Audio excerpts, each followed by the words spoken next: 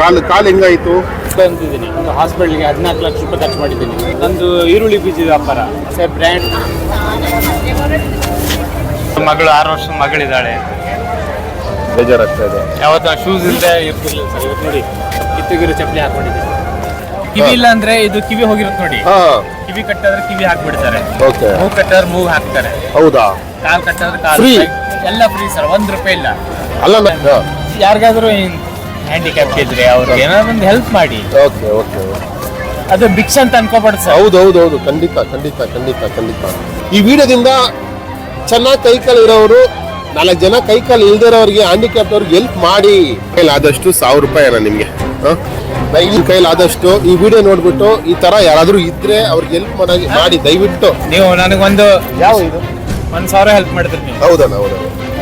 ನಾನು ಇದು ವ್ಯಾಪಾರ ಮಾಡ್ತೀನಿ, ನಿಮ್ಗೊಂದು ಗಿಫ್ಟ್. ಅಣ್ಣ ಬೇಡ ಪ್ಲೀಸ್ ಅಣ್ಣ, ಇದರಿಂದ ನಿಮ್ಗೆ ಯಾರಿಗಾದ್ರು ದುಡ್ಡು ಬರುತ್ತೆ ಪ್ಲೀಸ್, ನನ್ಗೆ ಬೇಡ.